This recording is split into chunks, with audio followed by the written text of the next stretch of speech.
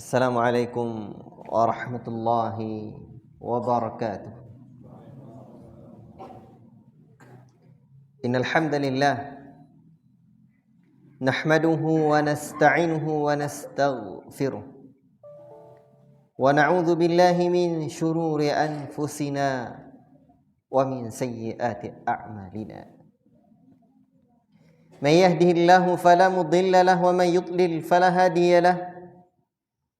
أشهد أن لا إله إلا الله وحده لا شريك له وأشهد أن محمدا عبده ورسوله يا أيها الذين آمنوا اتقوا الله حق تقاته ولا تموتن إلا وأنتم مسلمون يا أيها الناس اتقوا ربكم الذي خلقكم من نفس واحدة وخلق منها زوجها وبث منهما رجالا كثيرا ونساء واتقوا الله الذي تساءلون به والأرحام إن الله كان عليكم رقيبا يا أيها الذين آمنوا اتقوا الله وقولوا قولا سديدا يصلح لكم أعمالكم ويغفر لكم ذنوبكم ومن يطع الله ورسوله فقد فاز فوزا عظيما أما بعد فإن أصدق الحديث كتاب الله وخير الهدي هدي محمد صلى الله عليه وسلم وشر الأمور محدثاتها وكل محدثة بدعة وكل بدعة ضلالة وكل ضلالة في النار. Ayyuhal ikhwah, bapak-bapak, ibu-ibu yang dirahmati oleh Allah Subhanahu wa taala dan disayangi Rasulullah sallallahu alaihi wasallam. Syukur kita kehadirat Allah Rabbul Alamin. Allah yang senantiasa memberikan kita rahmat dan nikmat-Nya sehingga kita masih berada di rumahnya ini. Ini merupakan nikmat Allah hadir di halaqah ilmu taman surga. Idza maradtum bi riyadil jannah farta'u. Apabila kalian lewat di taman surga, maka bersenang-senanglah, nikmati taman itu. Taman surga hidangannya apa? Ilmu, Quran dan Sunnah, petunjuk Nabi sallallahu alaihi wasallam. Sejatinya kita manusia ini butuh petunjuk. Dan Allah Ta'ala telah berikan fa inna khairal huda huda Muhammadin sallallahu alaihi wasallam. Sebaik-baik petunjuk adalah petunjuk Muhammad sallallahu alaihi wasallam. Dan Allah sebutkan laqad kana lakum fi rasulillahi uswatun hasanah. Sungguh adalah untuk kalian pada diri Rasulullah suri tauladan yang sempurna. Allahu akbar. Pada kesempatan ini insyaallah taala kita masih bersama materi yang sangat agung, materi yang besar, al-adabu ma'an Nabi sallallahu alaihi wasallam. Adab terhadap Nabi atau al-adabu ma'ar Rasul sallallahu alaihi wasallam. Adab kepada Rasul sallallahu alaihi wasallam. La ilaha illallah. Ikhwati fillah, pada kesempatan atau pertemuan sebelumnya sudah kita sebutkan ada 3 adab kepada Nabi sallallahu alaihi wasallam. Apa aja petang? Adab terhadap Nabi itu terbagi kepada 3. Dan pertama, adab yang berkaitan dengan hati, mantap. Yang kedua,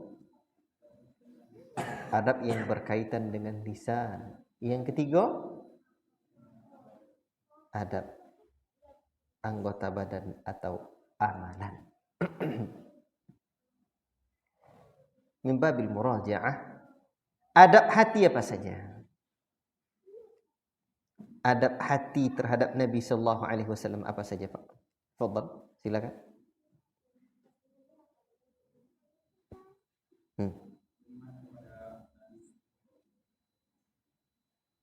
beriman kepada Nabi.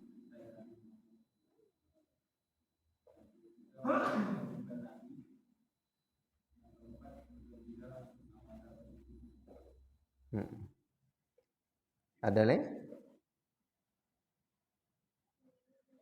Ada lagi, Pak?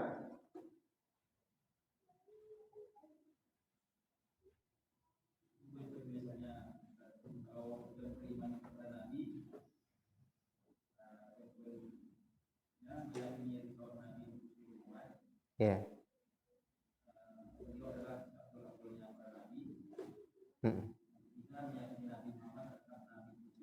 Ya.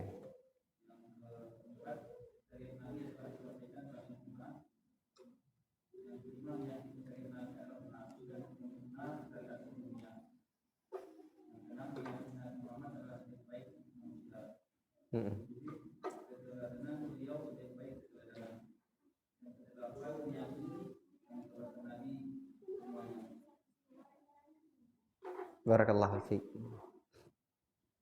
Kita juga ada masuk adab lisan kemarin sedikit ya. Baik, saya ulang. Ikhwati fillah barakallahu fiikum. Adab kepada Nabi sallallahu alaihi wasallam. Pertama tentu mengimani Nabi. Apa saja yang diimani. Pertama meyakini bahwa risalah Nabi Muhammad sallallahu alaihi wasallam untuk sekalian manusia. Yang kedua, meyakini bahwa beliau adalah seafdal para nabi dan rasul. Yang ketiga, meyakini bahwa Nabi sallallahu alaihi wasallam adalah penutup sekalian nabi dan rasul. Yang keempat, meyakini bahwa Nabi sallallahu alaihi wasallam adalah sebaik-baik manusia.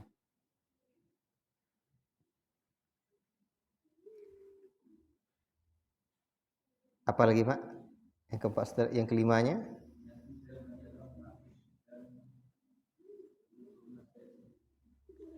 Syariat Nabi sallallahu alaihi wasallam adalah penyempurna, penghapus dan sempurna syariat sebelumnya. Baik. Kemudian selanjutnya keteladanan beliau adalah sebaik-baik keteladanan. Ada lagi?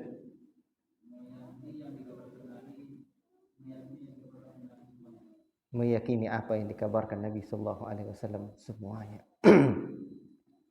Membenarkan tasdiqu fima akhbar. Ini sedikit saya berikan tambahan. Meyakini apa yang disampaikan oleh Nabi sallallahu alaihi wasallam baik perkara-perkara yang terdahulu dan yang akan datang berupa fitnah-fitnah yang akan terjadi hingga akhir zaman.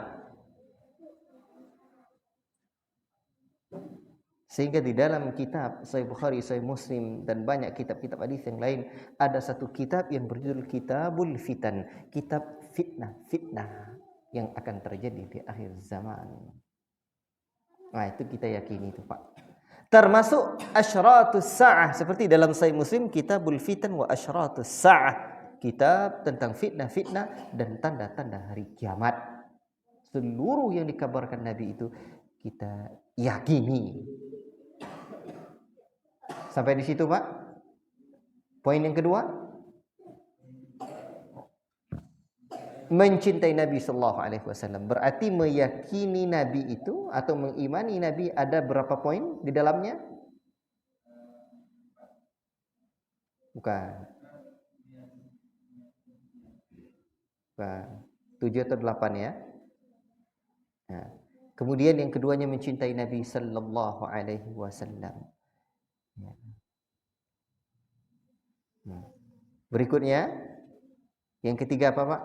Adabnya mengagungkan Nabi sallallahu alaihi wasallam. Selanjutnya, bergembira mengamalkan petunjuk Nabi sallallahu alaihi wasallam. Baik. Berikutnya kita masuk ke adab lisan kemarin, betul? Yang pertama, adab kepada Nabi secara lisan apa? Ya, berselawat kepada Nabi sallallahu alaihi wasallam. Yang kedua, tidak meninggikan suara di hadapan Nabi sallallahu alaihi wasallam. 3, tidak boleh menyangga dengan ucapan manakala Nabi telah memutuskan syariat atau memutuskan satu perkara. Yang keempat, jangan mendahului ucapan Rasul sallallahu alaihi wasallam. Baik, sekarang mari kita sempurnakan pelajaran kita tentang adab kepada Nabi sallallahu alaihi wasallam ini. Ikhwati fillah, barakallahu fiikum. Mencintai Nabi kemarin juga diantaranya adalah mencintai keluarga beliau sallallahu alaihi wasallam, mencintai para sahabatnya. Kemudian di antara adab lisan terhadap Nabi sallallahu alaihi wasallam, kemarin baru berapa disampaikan Pak? Baru 4.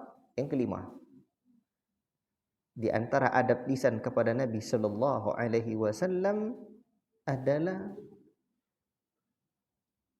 mengamalkan zikir dan doa yang diajarkan oleh Nabi sallallahu alaihi wasallam.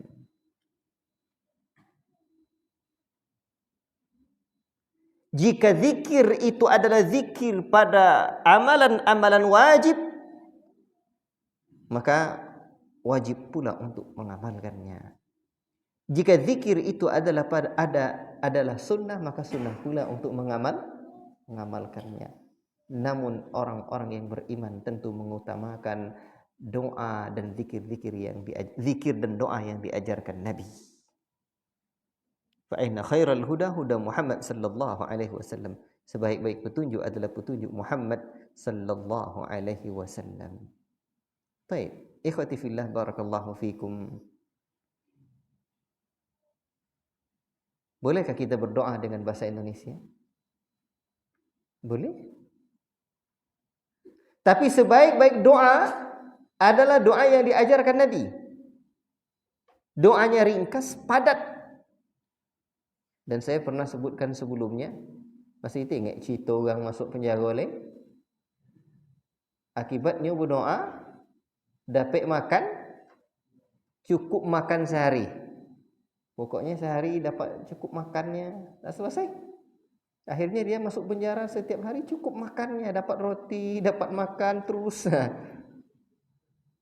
Jadi doa cukup dengan doa diajarkan Nabi. Makanya baca doa minimal hisnul muslim kita punya. Yang lebih banyak lagi fikih doa dan zikir. Baik. Ikhwati fillah, barakallahu fikum. Kemudian di antara adab lisan kepada Nabi sallallahu alaihi wasallam adalah mengikuti azan dan berdoa setelah azan.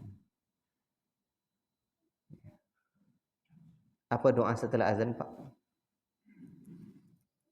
Coba baca dulu. Silakan. Doa sesudah azan apa? Silakan dikasih tahu saya. Doa setelah azan apa?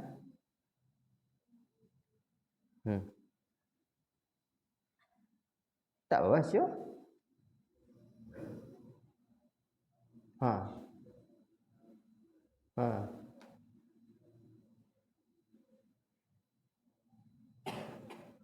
Tambahan innaka la tukhliful mi'ad, kata para ulama al-hadis, dhaif sanadnya. Ya. Tapi kita juga perlu tahu apa keutamaan doa setelah azan ini. Maka disinilah letaknya hadirnya poin adab kepada Nabi sallallahu alaihi wasallam secara lisan ini. Karena Nabi sallallahu alaihi wasallam pernah menyebutkan dari Jabir bin Abdullah dalam riwayat Bukhari, anna Rasul sallallahu alaihi wasallam qala, man qala hina yasma'un nida, barang siapa yang mendengarkan seruan azan, Allahumma rabb hadhihi ad-da'wati tammah was-salatil qa'imah ati Muhammadanil wasilata wal fadilah wab'athu maqaman mahmudan alladhi wa'adta. halat lahu syafa'ati yaumal qiyamah. Apa keutamaannya? Maka ia berhak mendapatkan syafaatku pada hari kiamat kelak. Allah. Jadi diikuti azan tadi, kemudian setelah itu berdoa. Itu di antara adab kepada Nabi sallallahu alaihi wasallam.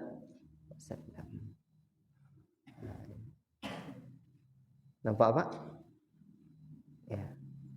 Ini di antara yang dijelaskan oleh para ulama kita yang pernah saya dengar, ya. Di antara adab kepada Nabi dari rekaman durus mereka, kata mereka di antara adab kepada Nabi adalah mengikuti orang adzan, menjawabnya, kemudian membaca doa setelah adzan. Karena umat Muhammad sallallahu alaihi wasallam pasti menginginkan syafaat dari beliau. Dan ternyata untuk mendapatkan syafaat Nabi sallallahu alaihi wasallam, salah satu caranya adalah dengan membaca doa ini, halat lahu syafa'ati yaumal qiyamah. Niscaya dia berhak mendapatkan syafaatku di hari kiamat. Rawahu Bukhari. Ajib. Ingat Pak, di antara doa, di antara adab lisan kepada Nabi adalah menjawab adzan dan berdoa setelah baik. Kemudian tambahan adab lisan kepada Nabi sallallahu alaihi wasallam adalah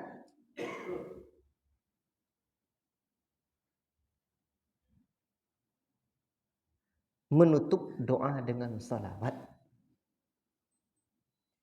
Menutup doa dengan salawat. Umpamanya kita berdoa kepada Allah Subhanahu wa taala.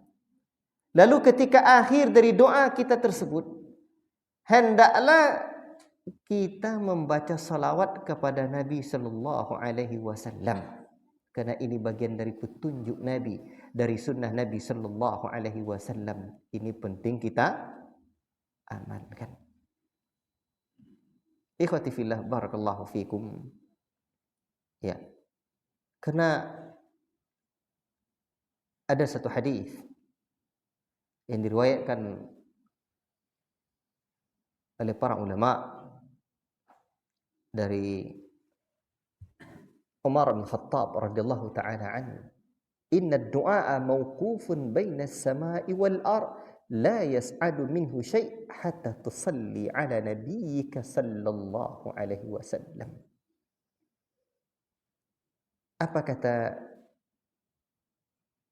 Umar bin Khattab? Sesungguhnya doa itu mauquf, terhenti di antara langit dan bumi.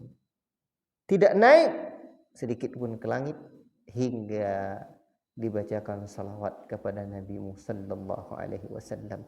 Qala Ibnu Katsir isnaduhu jayyid. Sanadnya jayyid wa hassanahu Al-Albani fi Sahih At-Tirmidzi. Imam Al-Albani menghasankannya dalam Sunan At-Tirmidzi. Sahih At-Tirmidzi. Makanya di antara adab kepada Nabi sallallahu alaihi wasallam, hendaklah kita berdoa kemudian menyertai atau mengiringi doa kita dengan bersalawat kepada Nabi sallallahu alaihi wasallam. Dan kemarin kita juga sudah sebutkan bahwa salawat itu hukumnya ada yang wajib dan ada yang sunnah. Yang sunnah adalah memperbanyak salawat. Yang wajib, apa yang wajib petang? Ketika nama Nabi disebutkan. Kalau tidak kita terhitung orang yang bakhil, kiki, pelit. La ilaha illallah. Man dzukirtu indahu falam yusalli alayya. Siapa yang kikir itu kata Nabi, yang ketika namaku disebut di sisinya sementara dia tidak bersalawat kepadaku. Makanya hendaklah kita bersalawat kepada Nabi sallallahu alaihi wasallam ketika namanya disebut. Itu adab yang keberapa secara lisan? Pak catat Pak ya. Besok tanya balik Pak. Baik. Ikhwati fillah. Kemudian adab kepada Nabi sallallahu alaihi wasallam secara lisan adalah bertanya tentang perbuatan beliau sebelum berbuat. Sebab tidak semua perbuatan Nabi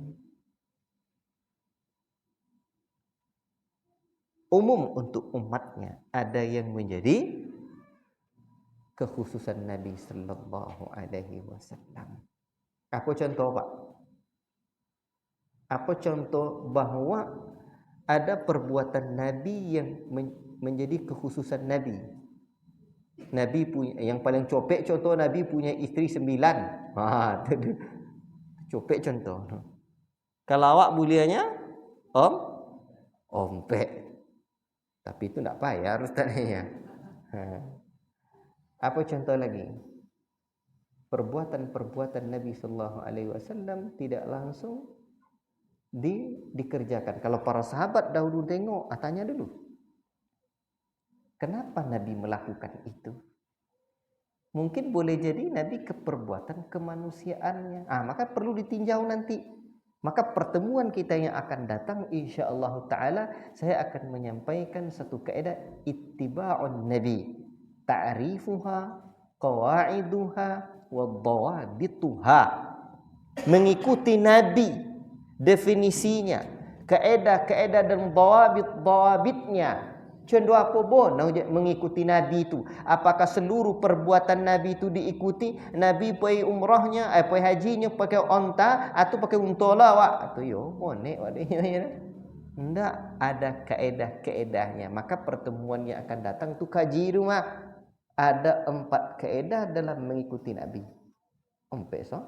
Mengikuti Nabi dalam keyakinan, dalam perkataan, dalam perbuatan, dalam perkara yang ditinggalkan Nabi. Contoh apa uraiannya? Nanti hadir kajian besok balik. Lagi ini ngaji. Kau selesai dulu. InsyaAllah. Taib. Adab berikutnya, adab kepada Nabi secara lisan. Tidak berdusta atas nama Nabi sallallahu alaihi wasallam.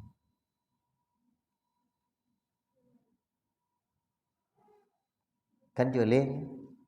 Contoh apa berdusta atas nama Nabi sallallahu alaihi wasallam tu?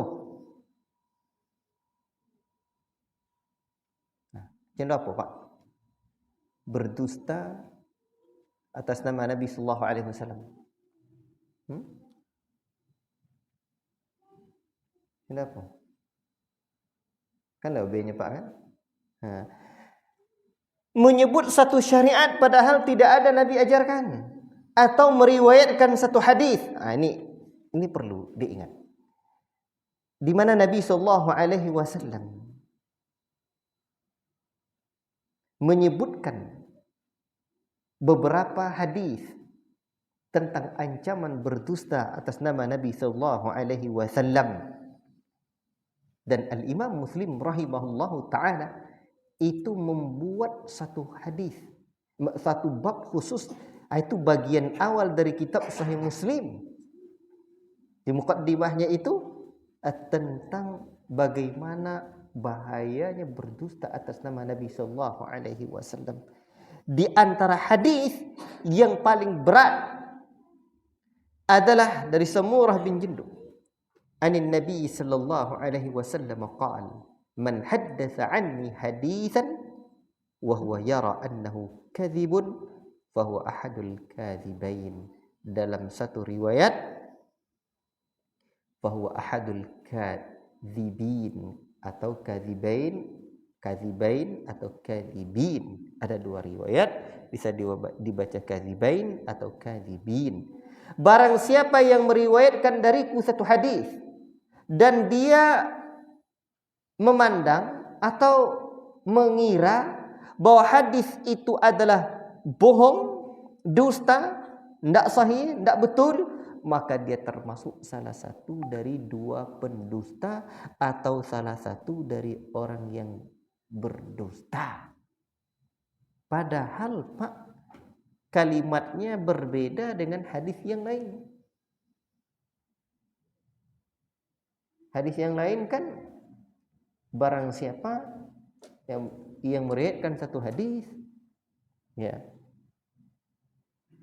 yang tidak dari Nabi Shallallahu Alaihi Wasallam, maka bersiap tempatnya di neraka.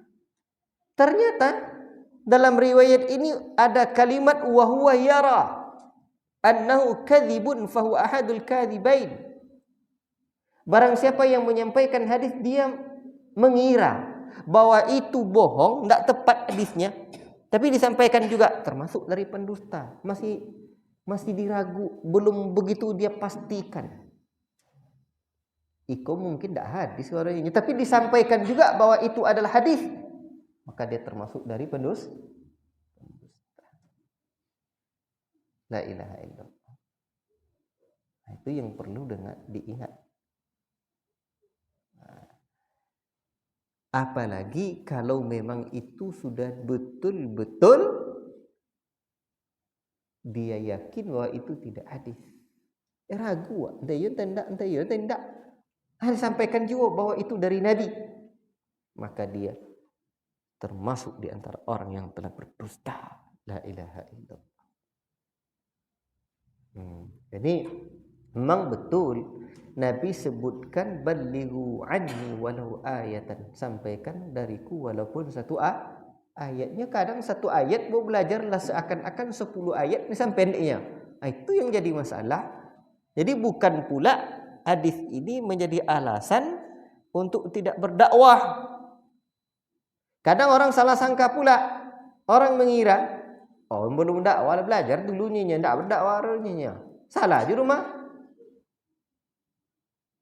Kewajiban manusia itu ilmu, amal, dakwah, sabar, ompek. Kata Syekh Muhammad rahimahullah ta'ala dalam salah satu usul. Tidak diamalkannya ompek-ompek itu dah berdosa.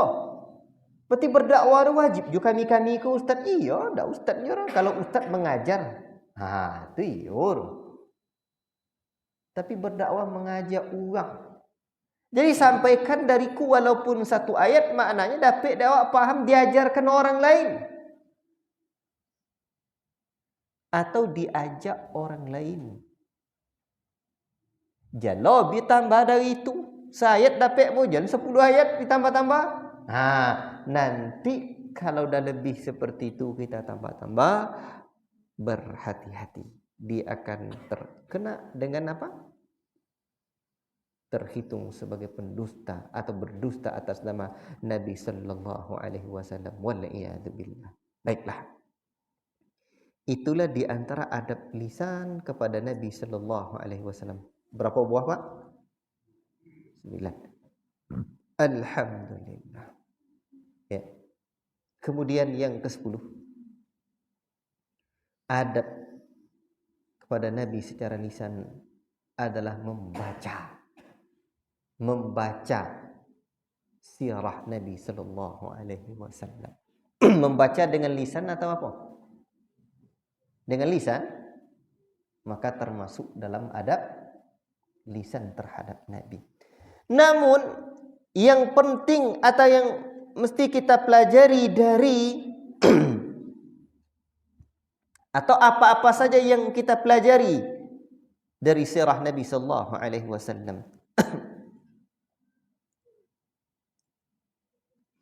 Apa aja, Pak? Sirah itu ada pembagiannya.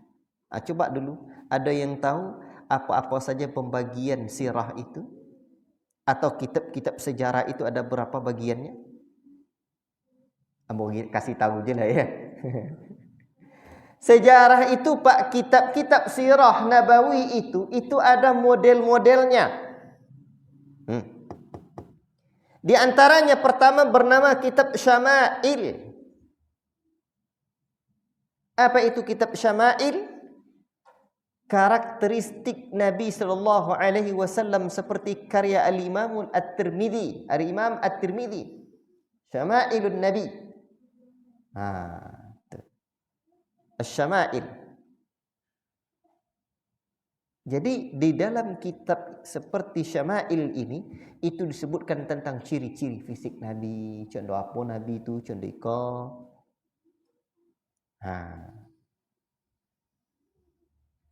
Itu sejarah yang pertama untuk mengenal beliau. Yang kedua, Ada yang disebut dengan khasais.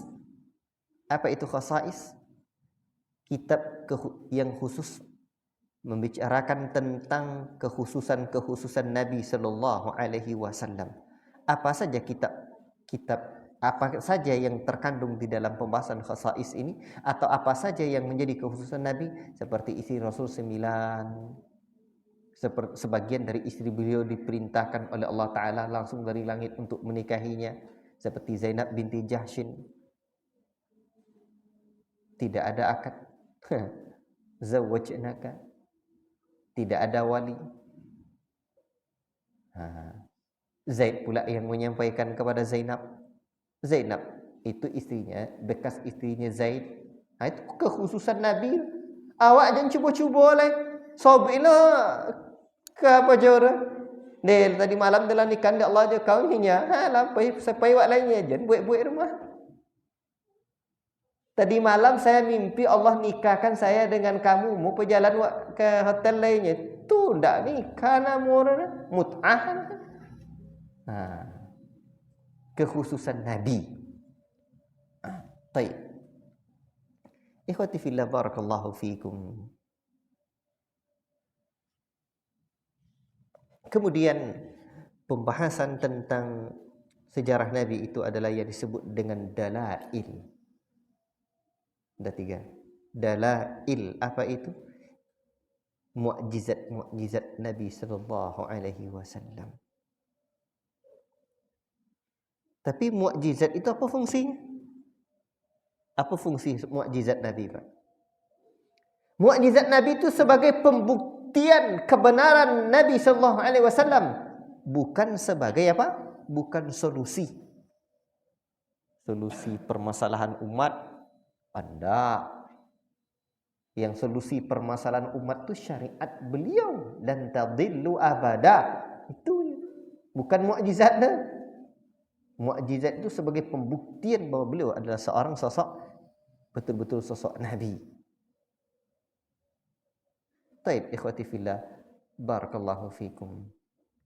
Ada berapa? Bukan. Ada 3. 1 namanya syama'il, 2 khasais, 3 dalail. Yang keempat namanya adalah maghazi. Segala yang berkaitan dengan peperangan Nabi sallallahu alaihi wasallam.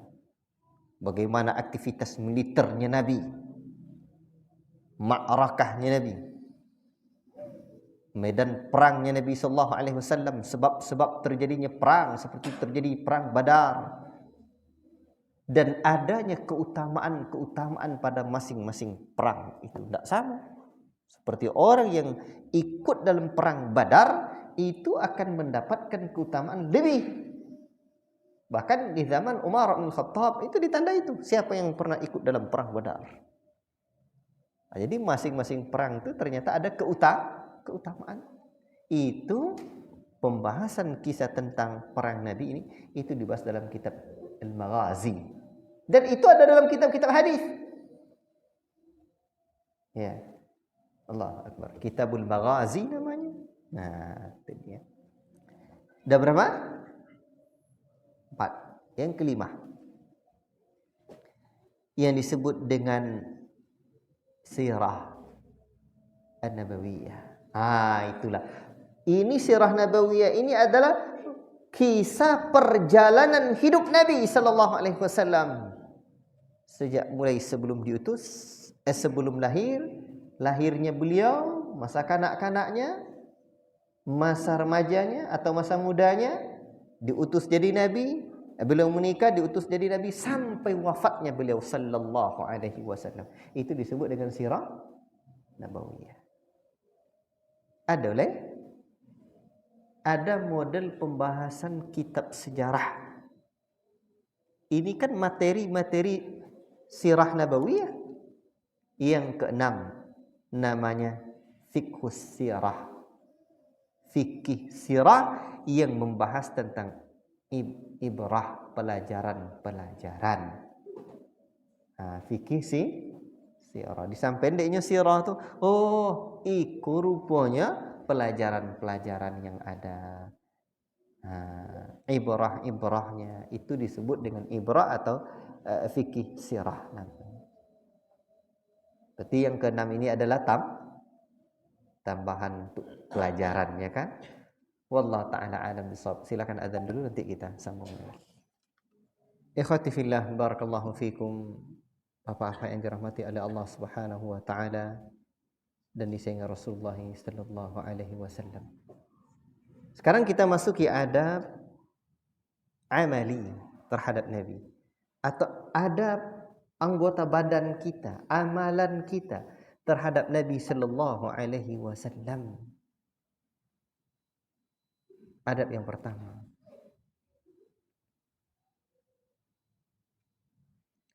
adalah mengikuti Nabi dan taat kepada Nabi sallallahu alaihi wasallam. Sikap taat, tunduk dan patuh. Itulah sikap yang hadir di kalangan para sahabat Nabi sallallahu alaihi wasallam. Generasi yang terdidik oleh Nabi sendiri di bawah naungan cahaya nubuwah itu. Generasi yang dipuji oleh Allah. Dan Allah Subhanahu wa taala pun dalam surah Al-Ahzab ayat yang ke-36 Allah menyebutkan kita, wa ma kana lil mu'minin, tidaklah patut bagi seorang mukmin, wa ma kana lil mu'minin wala mu'minatin, dan tidak pula bagi seorang mukminah, idza qadallahu wa rasuluhu amran, apabila Allah dan Rasulnya menetapkan satu perkara, an yakuna lahumul khiyaratu min amrihim, tidak pantas manakala Allah sudah memutuskan satu perkara mereka punya pilihan yang lain tentang urusan mereka itu. Ini urusannya urusan mereka. Wa may ya'sillaha wa rasulahu faqad dhalla dhalalan mubina. Barang siapa yang mendurhakai Allah dan Rasulnya, maka telah sesat dengan kesesatan yang nyata. Jadi orang mukmin ini betul-betul inqiyad, tunduk kepada Nabi sallallahu alaihi wasallam, sebab ketundukan kepada Nabi adalah bagian dari ketundukan kepada Allah. Ati'u Allah wa ati'ur Rasul. Taati Allah, taati Rasul, kata Allah sendiri. Bahkan Allah menyebutkan, qul in kuntum tuhibbunallah fattabi'uni. Katakanlah hai Muhammad, jika kamu betul-betul mencintai Allah, ikuti aku. Allahu akbar. Mengikuti Rasulullah sallallahu alaihi wasallam. Dan dalam ayat lain juga Allah Subhanahu wa taala menyebutkan tentang bagaimana kita diwajibkan untuk mengikuti Rasul sallallahu alaihi wasallam dan di dalam mengingkarinya. Apa sebab? Minimal ada 3 alasan, Pak. 1, agama ini telah sempurna disampaikan Nabi. Kedua, Rasul sebagai tauladan bagi kita. Ketiga, Allah telah menjamin barang siapa yang mentaati Allah dan Rasulnya, Allah akan masukkan ke dalam surga. Sebaliknya, barang siapa wa may ya'sillaha wa rasulahu wa yata'adda hududahu, barang siapa yang mendurhakai Rasul Allah dan Rasulnya, melampaui batasan Allah, akan Allah masukkan ia ke dalam neraka jahanam. La ilaha illallah. Neraka jahanam itu adalah sejelek-jelek tempat. Baik. Dan Allah juga menyebutkan tentang penuhilah panggilan Allah dan Rasulnya. Maka ketika para sahabat Nabi sallallahu alaihi wasallam diwajibkan atau ditetapkan satu hukum oleh Rasul sallallahu alaihi wasallam atau oleh Allah Subhanahu wa taala melalui syariat yang dibawa oleh Rasul sallallahu alaihi wasallam, mereka langsung terima. Itu sikap mereka. Lihatlah bagaimana dalam ayat tentang diharamkannya khamar. Bagaimana penerimaan sahabat Nabi sallallahu alaihi wasallam? Diriwayatkan ketika sebelum diturunkannya ayat pengharaman khamar, para sahabat meminum khamar, minum mabuknya. Makanya ayat tentang pengharaman khamar itu ada tahapannya. Dan ketika telah turun ayat tentang pengharamannya, Abu Talha Al-Ansari radhiyallahu taala anhu misalkan menyuruh anak apa nama? Anak tirinya, Anas ibn Malik untuk membuangnya. Dan beliau menyuruh sebagaimana para sahabat yang lain dibuang itu khamar. Dibayar adanya.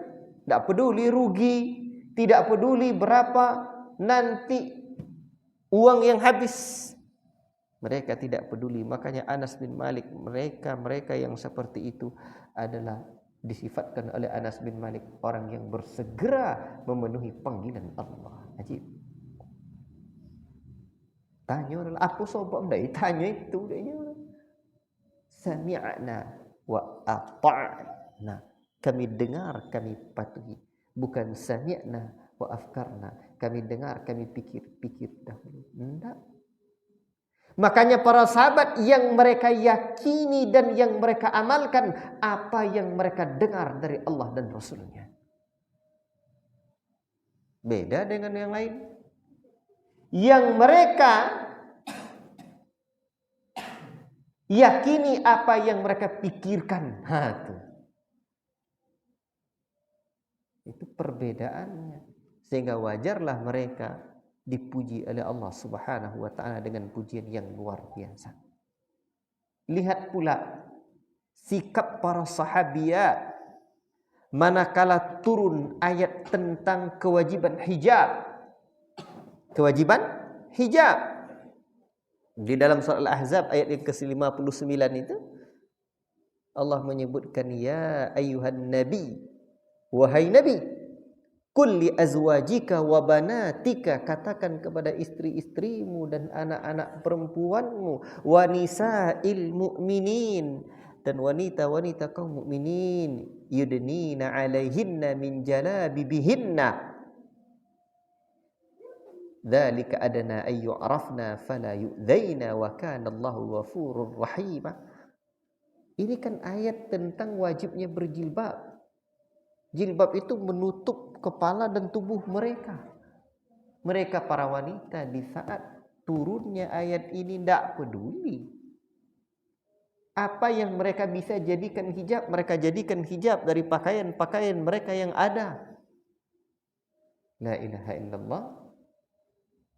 Tak bertanya, oh kami panas, nanti kami begini. Tidak. Itulah mereka sikap mereka para sahabat, para sahabiah, sahabat juga demikian. Memang sami'na wa ata'na, kami dengar dan kami patuhi. La ilaha illallah. Bahkan ada yang lebih dahsyat. Dengarlah kisahnya Julaibib. Dan tentu kita sudah sering dengar. Julaibib adalah salah seorang sahabat Nabi sallallahu alaihi wasallam yang rupanya tidak gagah tapi jelek. La ilaha illallah. Satu ketika Rasulullah SAW ingin menikahkannya dengan seorang putri sahabat Ansar. Maka Rasulullah SAW mendatangi rumah sahabat Ansar ini. Kata Nabi, nikahkanlah putrimu denganku. Mendengar ucapan Nabi SAW, sahabat tadi tanpa berpikir panjang langsung terima tawaran Nabi. Satu kesempatan yang berharga, kebanggaan yang tak ternilai ketika terjalin hubungan dengan Rasulullah SAW. Tapi Rasulullah SAW pun menjelaskan lagi bahwa pinangan ini bukan untuk beliau. Beliau meminang untuk orang lain. Kadang saya Sambil bergurau saya buat juga sama murid saya. Ustadz mau minang kamu untuk murid saya ini. Itu dia. Jadi begitulah kira-kira. Lalu tentulah emaknya dia berkata, kalau begitu pinangan ini untuk siapa ya Rasulullah? Itu siapa pinangan ini ya Rasulullah? Dengan penuh tanda tanya mereka mengucapkannya. Rasul pun mengatakan untuk Julaibib radhiyallahu anhu. Dengan penuh kebingungan sahabat itu menjawab. Apa jawabannya kira-kira? Julaibib itu bentuknya jelek, Pak. Sahabat yang la ilaha illallah. Tidak gagah.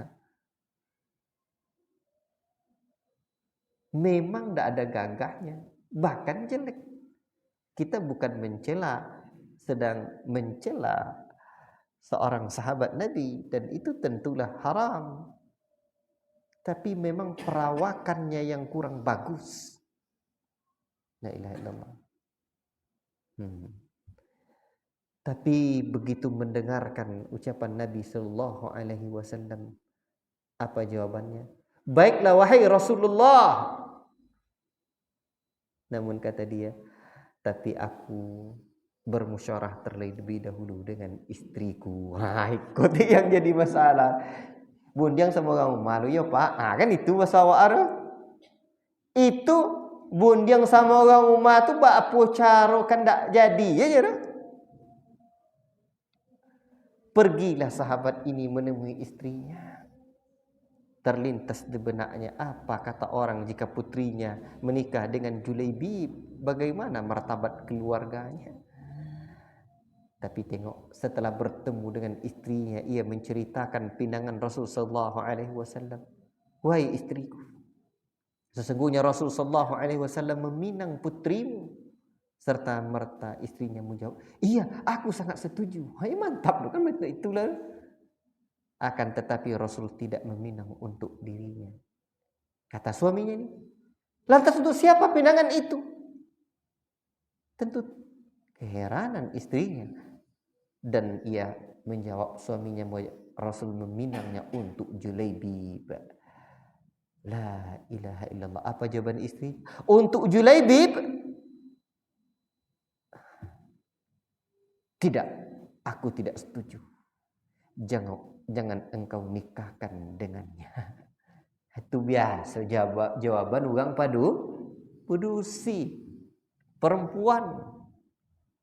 Ini perasaannya lebih menonjol. Kalau awak laki-laki akal. Makanya kalau awak laki-laki perasaan pula lebih menonjol, berarti sama dengan pedusi alias batino. La ilaha illallah. Tetapi tengok, ternyata percakapan ayah dan mak dia ni didengar oleh anak perempuan dia tu, putri dia ni. Lantas bagaimana dengan sikap putrinya yang mendengarkan ucapan ayah emaknya itu? Tak disangka, Pak. Ketika bapaknya hendak beranjak pergi untuk menolak pinangan Rasulullah SAW, terbayang tak tuh ayahnya kan menyampaikan, terdengarlah suara dari dalam kamar anaknya. Siapa yang telah meminangku wahai ayah? Siapa yang? Sang ibu kemudian menceritakan bahwa yang meminang adalah Rasulullah SAW. Tetapi pinangan itu bukan untuk dirinya, namun untuk Julaibib. Ternyata putrinya menjawab dengan tegas, apakah kalian menolak perintah Rasulullah SAW? Tidakkah kita mendengar firman-Nya Allah Ta'ala dan beliau bacakan ayat Allah dalam surah Al-Ahzab tadi ayat yang ke-36. Wa ma kana li mu'minin wa la mu'minatin idza qadallahu wa rasuluhu amran ay yakuna lahumul khiyaratu min amrihim.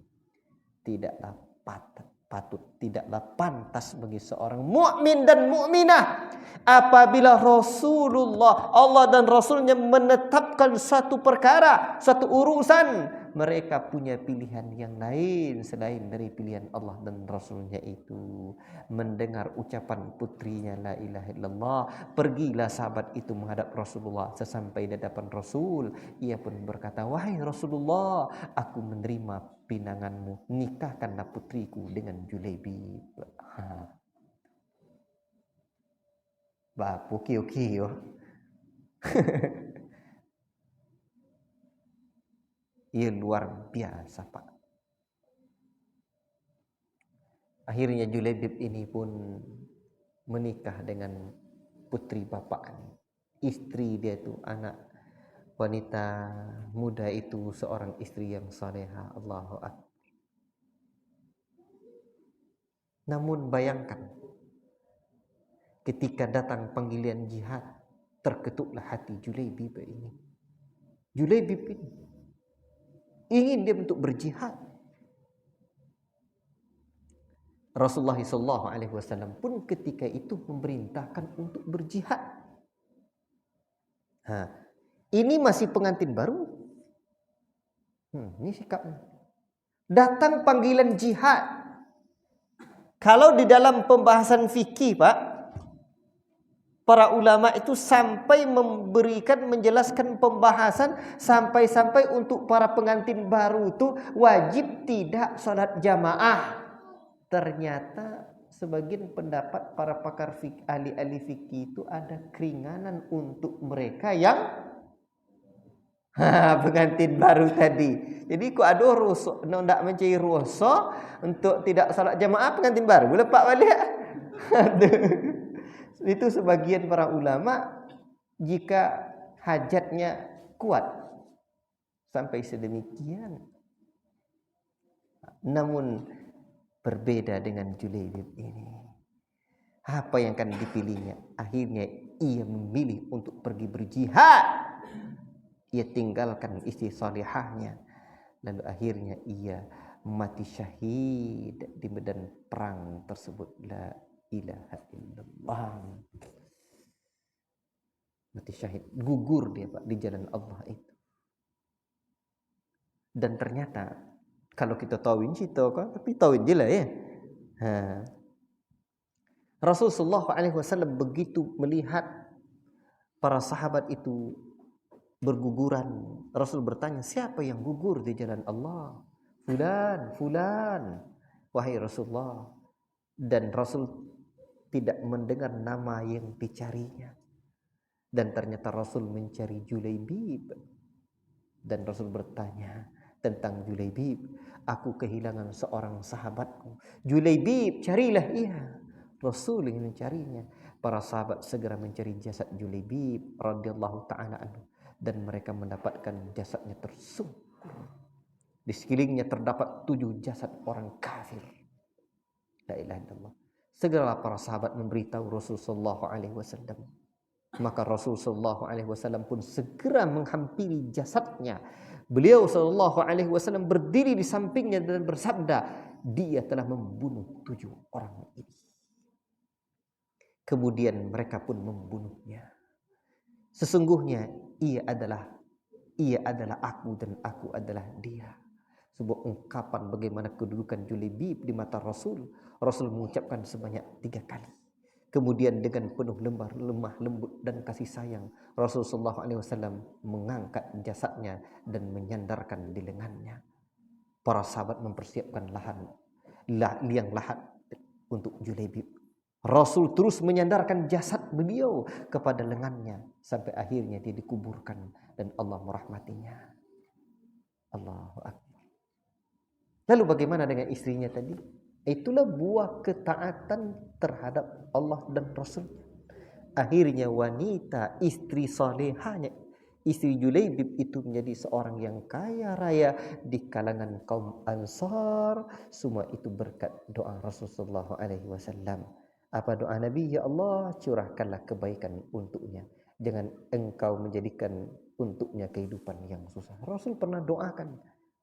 Itulah doa Rasulullah SAW. Ada juga yang menyebutkan berawal dari ghanimah. Wallahu ta'ala alam. Tapi yang jelas doa Rasulullah SAW ini Nah, itu buah ketaatan kepada Allah, dan maka jangan pikir-pikir banyak. Mentaati Rasulullah.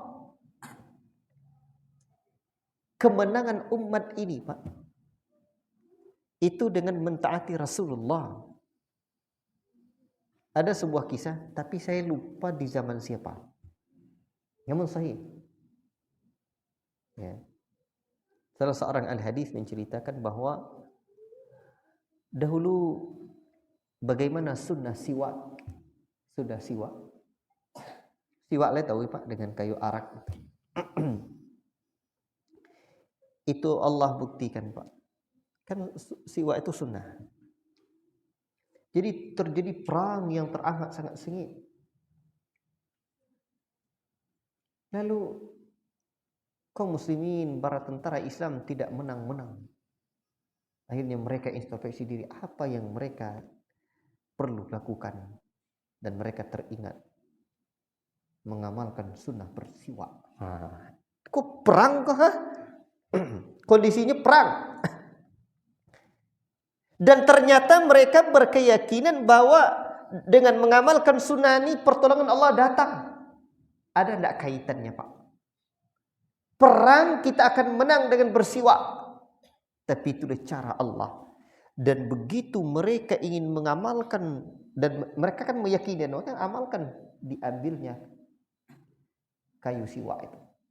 Ada yang memanjat pohonnya, ada yang mengambil dahannya, ada yang mungkin di akarnya, macam-macam lah mereka ambil akar kayu siwak itu. Dan mereka pun menggosokkan ke gigi mereka. Begitu orang-orang kafir melihat mereka bersiwak, mereka pada ketakutan. Orang-orang Islam sudah mulai mengasah giginya untuk memakan mereka. Ketakutan mereka Allah berikan dalam peperangan itu kemenangan. Itu coba nanti mudah pertemuan akan datang. Kalau ingat saya ingat cari nanti di zaman siapa kejadian itu, tapi sahih Pak. Saya juga pernah bertanya kepada ya salah seorang murid saya di Ar-Rahman Al-Azami, dan itu sahih ya. Barakallahu fiikum. Baik. Bayangkan tuh. Awak tidak yakin. Allahu Akbar. Mengamalkan sunnah Nabi itu pertolongan Allah itu datang. Jadi keyakinan itu yang perlu ditanamkan dulu. Sudah jelas-jelas nyata petunjuk Allah dan Rasulnya. Anda yakin? Kok siwak? Tak ada kaitan Rasul, tapi itulah cara Allah. So Allah yang punya cara. Tidak terfikir oleh manusia. Maka ikuti saja. Para sahabat itu memang sami'na wa ata'na. Kami dengar dan kami ikuti. Allahu Akbar. Nah itu adab yang pertama baru tuan. Bagaimana mentaati Rasul, itu adab yang paling mulia di antara adab-adab secara amalan, perbuatan terhadap Nabi Sallallahu Alaihi Wasallam. Apapun. Makanya sikap para sahabat, sikap para ulama seperti Imam Ahmad bin Hanbal, apapun yang mereka dengar dari sunnah Nabi Sallallahu Alaihi Wasallam, mereka berusaha untuk mengamalkannya. Ya. Allahu Akbar. Sekalipun hanya satu kali. La ilaha illallah. Sudah 1 jam. Sudah 8 kurang 15. Nah itu baru Pak satu. Berarti adab amalan nih. Nah, kita sambung pada kesempatan yang akan datang saja, insyaallah taala ya. Artinya adab kepada Nabi ini baru 2 pertemuan Pak. Yang akan datang masih adab kepada Nabi ini. Tadi saya berencana pertemuan yang akan datang kaidah mengikuti Nabi, kaidah-kaidah definisinya, kaidah-kaidahnya, dawabit-dawabitnya, tapi belum nampak, masih belum selesai ini. Insyaallah taala pertemuan yang akan datang kita masih lanjutkan lagi adab-adab kepada Nabi sallallahu alaihi wasallam secara perbuatan dan amalan. Wallahu taala alam bissawab. Sekira cukup sekian karena kita masuk waktu Isya kan cepat. Sudah 1/2 jam pula ya. Allahumma anfa'na bima 'allamtana wa 'allimna bima yanfa'una. Wa sallallahu wasallam ala nabiyyina Muhammad wa ala alihi wa sahbihi ajma'in. Wassalamu alaikum warahmatullahi wabarakatuh.